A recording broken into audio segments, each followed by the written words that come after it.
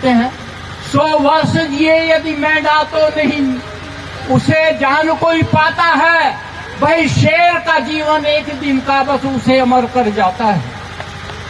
तो इसीलिए बाबा साहब ने शेर बनने के लिए आपको कहा, मेंढा बनने के लिए नहीं, जिसके ऊपर गर्दन पे हमेशा मौत सवार रहती है, ऐसा ना बनो, शेर बनो। फिर कहा है स्वाभिमान का अमृत पी, स्वाभिमान का अमृत पी तुम सदा अमर हो जाओगे, भाई आने वाली पीढ़ी को तुम सच्चा मार्ग दिखाओगे।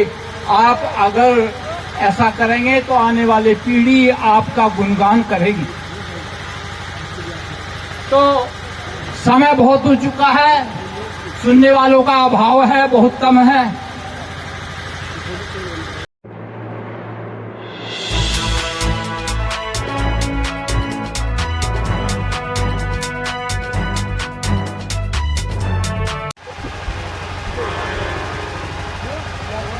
महाकारुणिक तथागत बुद्ध को शत शत नमन। बाबा साहब भीमराव अंबेडकर की स्मृति के साथ सभी धम्म बंधुओं, मातृशक्ति और भविष्य के बच्चों, भविष्य क्या मतलब, अपने भविष्य को सुधारने के लिए बच्चों के कंधों पर भार है, वही समझ सकते हैं किस तरह से इस समाज को, इस देश को आगे ले जाना है। आज इस पावन भूमि को धन्य है जहां श्रद्धा हर पाई गौतम बुद्धिस्ट फाउंडेशन के तत्वाधान में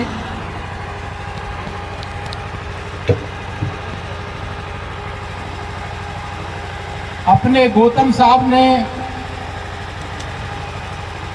जो बुद्ध विहार का अनावरण कराया,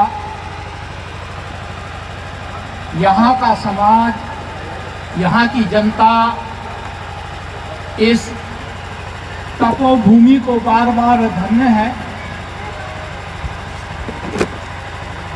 और ये सब हमारा कर्तव्य हो जाता है कि समय समय पर हम आएं और यहाँ की स्थिति को संभालें, और जिस मकसद के लिए ये बौद्धिस्ट का बुद्ध मंदिर का, बौद्ध विहार का जो निर्माण किया गया है, ये में जो 5 शील हैं, इनमें प्राणातिपाता जो प्राणी हिंसा है, इसका गलत अर्थ लिया गया पहले, जिस वजह से भारत में पैदा हुआ धर्म और भारत से उसका विलोप हो गया। कुछ लोग अहिंसा का मतलब बहुत गलत निकालते हैं। अगर हमारे आत्मसम्मान को ठेस पहुंचती है तो फिर वहां हमें अहिंसा नहीं, इसका दूसरा रूप अख्तियार करना पड़ सकता है। क्यों? बाबा साहब ने अपने आप संबोधन में कहा था, इस समाज को बल देने के लिए एक शेर मैं आपको बताता हूं। बाबा ने कहा था शेर बनो, बाबा ने कहा था शेर बनो मत बकरी भेड़ बनकर जीना, किसी भी कच्चे लालच में अपमान का जहर नहीं पीना। आज हम क्या करते हैं, हम स्वार्थी हो गए हैं, जहां से भी हमें कुछ मिलता है हम उसी के गुण गाने लगते हैं। आज आप देख रहे हैं वर्तमान सरकार हमें अनेक अनुदान, अनेक एक भीग के कटोरे थमा रही है, कहीं गैस फ्री में दे रही है तो कहीं उस कटोरे में कुछ डाल रही है। एक समय ये आ सकता है कि वो कटोरा खाली ही रह जाएगा, उसमें कोई भीख नहीं पड़ेगी। इसलिए सावधान होने की जरूरत है। बाबा साहब ने कहा था, बाबा ने कहा था, शेर बनो मत बकरी भेड़ बनकर जीना, किसी भी कच्चे लालच में अपमान का जहर नहीं पीना। शेर और बकरी की फिर मैं तुलना बतला दूं।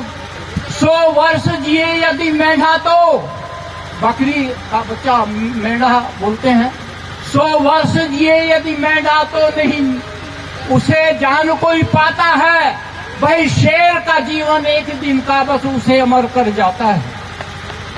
तो इसीलिए बाबा साहब ने शेर बनने के लिए आपको कहा, मेंढा बनने के लिए नहीं, जिसके ऊपर गर्दन पे हमेशा मौत सवार रहती है, ऐसा ना बनो, शेर बनो। फिर कहा है, स्वाभिमान का अमृत पी, स्वाभिमान का अमृत पी तुम सदा अमर हो जाओगे, भाई आने वाली पीढ़ी को तुम सच्चा मार्ग दिखाओगे। आप अगर ऐसा करेंगे तो आने वाली पीढ़ी आपका गुणगान करेगी। तो समय बहुत हो चुका है, सुनने वालों का अभाव है, बहुत कम है। मेरी बातें इतनी जल्दी खत्म नहीं होती, लेकिन क्या करूं, मजबूरी है, मुझे आनंद नहीं आ रहा है। तो मैं थोड़ा सा ये कह करके आपको समाप्त कर देता हूं। धर्म, बौद्ध धर्म, इसको किसी ने बहुत गलत इंटरप्रिटेट किया है। धर्म का तो मतलब सिर्फ एक व्यवहारिकता है। धर्म न हिंदू बौद्ध है, धर्म न मुस्लिम जैन। धर्म चित्त की शुद्धता, धर्म शांति सुख चैन। मन में अगर शांति है, सुख है, चैन है, तो आपके अंदर धर्म है, आपके घर में धर्म है, आपके परिवार में धर्म है, आस पड़ोस में धर्म है। और अगर अशांत वातावरण है तो वहां धर्म नहीं है, वहां अधर्म है। और सुख चैन कहाँ आता है? सुख चैन वहां आता है जहां हम व्यवहारिक हों। तो बौद्ध धर्म व्यवहारिक है, ये व्यवहारिकता सिखाता है, अपना भी होवे भला, भला सभी का हो, जन जन का होवे भला, सत्य धर्म है सो। अगर हम व्यवहारिक नहीं है, हमें देख करके कोई खुश नहीं होता है, हम किसी के को अच्छा नहीं सोचते हैं, अच्छा नहीं विचारते हैं, अच्छा नहीं कहते हैं, तो हम धर्मी नहीं। तो मेरा कहने का मतलब ये है कि बौद्ध धर्म व्यवहारिक है, प्रैक्टिकल है, ये थ्योरिटिकल नहीं है, ये कोई आडंबर नहीं है, ये कोई कर्मकांड नहीं है। बाकी मैं इन्हीं शब्दों से मैं अपनी वाणी पर विराम देता हूं ना। हाँ, और आप सब लोग शुक्रगुजार हैं इस तपोभूमि में आकर के, इस बौद्ध विहार के अनावरण में शामिल होकर के आपने, और शुक्रगुजार हैं हम उस गायक मंडली के भी जिसने हमारा मनोरंजन किया, अपना कीमती समय निकाल